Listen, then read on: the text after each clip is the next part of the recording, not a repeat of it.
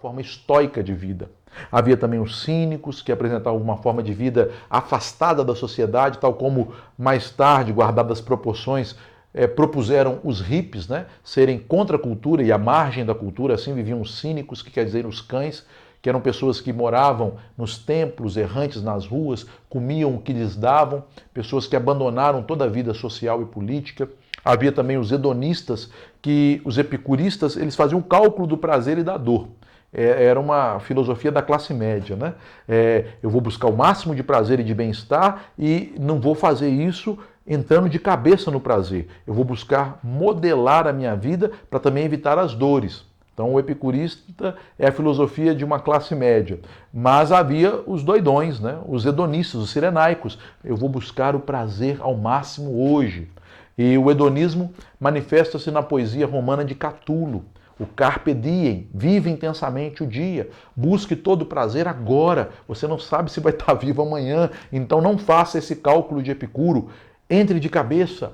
Né? Então, essa outra filosofia que adentrava nas camadas populares e também nas elites. Mas, concomitantemente, o judaísmo crescia no Império Romano. Pessoas buscavam sentido e encontravam sentido na promessa do Deus de Israel, no Deus verdadeiro.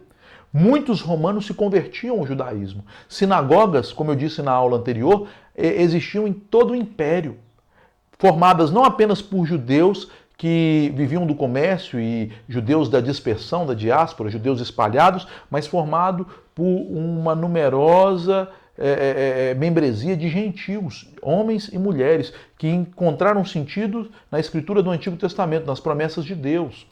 E todo este cenário já preparava o avanço do Evangelho depois do advento de Cristo e da comissão dos seus apóstolos, do início da igreja no Pentecoste, do ministério do apóstolo Paulo.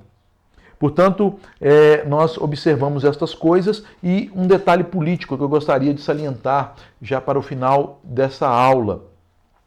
Houve uma aliança dos romanos com os judeus que, primeiramente, ajudaram César nas suas vitórias, os judeus apostaram sempre nos partidos certos, né? Ajudaram também ajudaram Otávio a vencer Marco Antônio, e agora eles se tornam amigos de Otávio, e principalmente Herodes, que era um idumeu, um descendente de Edom, que havia se convertido. Os idumeus se converteram ao judaísmo. Quando os israelitas voltam da Babilônia, eles têm ali alguns descendentes dos edomitas que são forçados a se converterem ao judaísmo no período dos Macabeus, e ali um idumeu chamado Herodes, ele faz uma política muito grande, militar, estratégica, e ele conquista a amizade dos romanos, principalmente de Otávio, e ele recebe agora o título de rei da Palestina.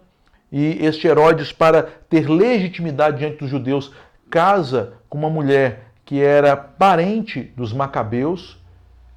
Ele casa com uma descendente do sacerdócio macabeu, o chamado sacerdócio Asmodeu. Então, ele casa com ela, ele busca legitimidade, mas ele nunca foi bem aceito. Ele não era um judeu legítimo, não era puro sangue, mas ele tem o respaldo do Império Romano. E ele, para agradar os judeus, o que ele faz? Ele empreende uma obra de mais de 40 anos, tornando o templo tão grandioso quanto era nos dias de Salomão. Então os judeus ficam assim perplexos com Herodes. Ele não é um descendente davídico.